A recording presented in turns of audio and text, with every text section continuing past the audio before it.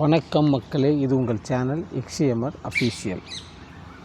ஏழை எளிய மாணவர்கள் பயன்பெறக்கூடிய 25% ஆர்டிக்கான அட்மிஷன் இந்த ஆண்டு நடைபெறுமா நடைபெறாதா? இதுதான் பெரும்பாலான பெற்றோர்களின் கேள்வியாகவே இருக்கிறது. இந்த ஆண்டு நடைபெற ஏதேனும் சிறிய சாத்தியங்கள் ஏதாவது இருக்கா? இதுதான் உங்களுடைய கொஸ்டின். அதற்கான பதில் தான் இந்த வருகின்ற பதிவில் நான் கொடுக்குறேன். பொறுமையாக பாருங்கள், புரியும்.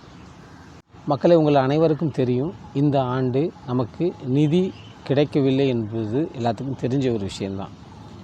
ஏன் இந்த பிரச்சனை? அதுனா நம்ம மத்திய அரசாங்கத்துடைய கல்விக் கொள்கைக்கு அடிப்படையில் தமிழ்நாடு அரசு செவிசாய்க்காத காரணத்தினால் மட்டுமே இந்த நிதி கிடைக்கவில்லை என்று அவர்கள் தெளிவுபடுத்தியுள்ளார்கள். இது சம்பந்தமாக கோர்ட்டில் கேஸும் நடந்துக்கிட்டு இருக்குது, ஒரு பொதுநல வழக்கு நடந்துக்கிட்டு இருக்குது. ஸோ நமக்கு ஏழை எளிய மாணவர்களின் நிலை என்ன என்பதை பற்றி இந்த சுச்சுவேஷனில் மத்திய அரசு பணம் கொடுக்குமா கொடுக்காதா? மத்திய அரசு கிளியராக சொல்லியிருக்காங்க, எங்களுடைய கல்விக் கொள்கைக்கு உடன்பட்டால் மட்டுமே நிதி கொடுப்போம்னு சொல்லிட்டாங்க. சரிங்களா? ஆனால் நம்ம தமிழ்நாடு உடன்படுற மாதிரி தெரியல. ஸோ இந்த ஃபஸ்ட்டு ஒரு காரணம். அதே போல் நம்ம தமிழ்நாடு கவர்மெண்ட்டு மத்திய அரசு கொடுக்கலைனாலும் பரவாயில்ல, நான் அந்த நிதியை கொடுக்குறேன்னு சொல்லிட்டு யாருமே இது வரைக்கும் முன் வரவும் இல்லை இதுவரை. ஆகையால் இந்த வருஷம் ஆர்டி நடக்கிறது கஷ்டமாக தான் தெரியுது என்னை பொறுத்த வரைக்கும். ஆனால் இதற்கான எந்த விதமான அஃபிஷியல் நோட்டிஃபிகேஷன் யாரும் வெளியிடவில்லை. இன்றைக்கி தேதி 26 ஆகிவிட்டது. இன்னும் வருகின்ற 2ஆம் தேதி ஸ்கூல் ஆரம்பிக்க போகிறாங்க. ஸோ இந்த சுச்சுவேஷனில் இந்த ஒரு 8 நாளைக்குள்ளே உங்களுக்கு ஆர்டி அட்மிஷன் நடைபெறுமா? இது நடைபெற சாத்தியம் ரொம்ப ரொம்ப கம்மி. என்னையை பொறுத்த வரைக்கும் 98% ரொம்ப கம்மி தான் நான் நினைக்கிறேன். அப்படி ஏதாவது தமிழ்நாடு அரசு தன் சார்பாக நிதியை ஒதுக்கியிருந்தாங்கன்னா இந்நேரம் நடந்திருக்கணும். அதாவது மத்திய அரசு கொடுக்கல, இது நானே கொடுத்து நானே பண்ணிக்கலாம் அப்படின்னு செய்யலாம். பட் ஆனால் இது வரைக்கும் எந்த விதமான சாத்தியக்கூறுகளும் தெரியவில்லை. ஸோ ஆர்டியில் அட்மிஷன் பண்ணுறதுக்காக இது வரைக்கும் நீங்கள் வெயிட் பண்ணிக்கிட்டு இருந்தீங்கன்னா என்னையை பொறுத்த வரைக்கும் வேஸ்ட்டு தான் நினைக்கிறேன். ஏன்னா இது இவ்வளோ நாள் வெயிட் பண்ணியாச்சு. சரிங்களா? அதனால் உங்கள் குழந்தைகளுக்கு ஒரு ஆல்டர்னேட் ஸ்கூலில் தேடிக்கோங்க. அதுக்கு அட்மிஷன் நீங்கள் ட்ரை பண்ணுங்கள்.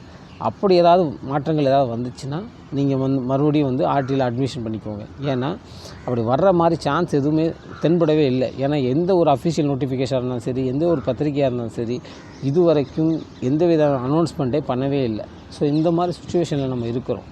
நமக்கு யாருமே சொல்கிறதுக்கும் இல்லை. அதாவது எந்த விதமான கைட்லைன்ஸ் யாரும் கொடுக்கவும் மாட்டாங்க, கிளியராகவும் தெரிய மாட்டேங்குது. நீங்கள் அனைவருமே ஆர்டியில் அப்ளை பண்ணுறதுக்காக எல்லா டாக்குமெண்ட்ஸும் ஆல்ரெடி ரெடி பண்ணி வச்சுருப்பீங்க. அப்படி ஏதேனும் உங்களுக்கு இந்த வருகின்ற 8 நாளுக்குள்ளே ஏதாவது வந்துச்சுன்னா நீங்கள் அட்மிஷனை போட்டுக்கோங்க. சரிங்களா? அதனால் உங்கள் குழந்தையோட சான்ஸை வேஸ்ட் பண்ணிடாதீங்க. அதனால் மற்ற ஸ்கூலை நீங்கள் சூஸ் பண்ணுறது என்னையை பொறுத்த வரைக்கும் பெஸ்ட்டு. ஸோ பாருங்கள், இப்போயே அட்மிஷனுக்கு ட்ரை பண்ணி பாருங்கள். உங்களுடைய HMO பிரின்ஸிபாலோ அவர்கிட்ட ட்ரை பண்ணி பாருங்கள். இன்கேஸ் ஏதாவது ஆர்டியில் ஆப்ஷன் வந்துச்சுன்னா நான் மாற்றிக்கிறேன் சார், ஸோ அது வரைக்கும் எனக்கு ஃபீஸை பே பண்ணுறத கொஞ்சம் டிலே பண்ணுங்கள் அப்படின்னு சொல்லிட்டு நீங்கள் ட்ரை பண்ணி பாருங்கள், கேட்டு பாருங்கள். சிலர் ஒத்துக்குருவாங்க, சிலர் ஒத்துக்கிற மாட்டாங்க. ஸோ அது உங்களுடைய சாமர்த்தியம். சரிங்களா? அப்படி ஒரு பேசி பாருங்கள். சரிங்களா? அப்படி ஏதாவது வந்துச்சுன்னா ஆர்டியில் அப்ளை பண்ணிக்கோங்க. இன்னொன்று இப்போ ஆர்டியில் அப்ளை பண்ணுற எல்லாத்துக்குமே சீட்டு கிடைக்குமா அதுன்னு சொல்கிறது ஒரு ஆப்ஷனலாக தான் இருக்குது. ஸோ அதனால் சொல்ல வரேன். சில பெற்றோர்களின் கேள்வியாக இது இருக்குது. என்னென்னா, ஏற்கனவே ஆர்டியில் படிச்சுக்கிட்டு இருக்க குழந்தைகளின் நிலை என்ன? அதாவது சென்ட்ரல் கவர்மெண்ட் நிதி கொடுக்கல, ஸோ ஆல்ரெடி படிச்சுக்கிட்டு இருக்க குழந்தைகளுக்கு என்ன ப்ரெஷர் வரப்போகுது அப்படின்னு பார்த்திங்கன்னா, சில ஸ்கூல்லேருந்து இப்போயே கேட்க ஆரம்பிச்சிட்டாங்க, இந்த ஆண்டிற்காக நீங்கள் பணம் செலுத்த வேண்டும். அப்படி செலுத்தினால் மட்டுமே உங்கள் குழந்தை இந்த ஸ்கூலில் கண்டினியூவாக படிப்பாங்க, இல்லைன்னா படிக்க முடியாது என்று சில ஸ்கூல்லேருந்து இன்ஃபர்மேஷன் பேரண்ட்ஸுக்கு போயிருக்கு. ஸோ அந்த பேரண்ட்ஸும் பயங்கரமான கஷ்டத்தில் இருக்கிறாங்க.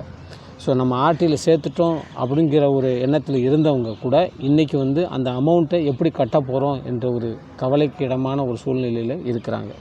ஸோ அவர்களை பற்றி கூட யாரும் யோசிக்கலை. அப்படி இந்த ஆண்டு ஆர்டியில் உங்களுக்கு அமௌண்ட்டு வரலை அப்படின்னா நீங்கள் தான் கட்டியாக வேண்டிய ஒரு சுச்சுவேஷனில் இருப்பீங்க.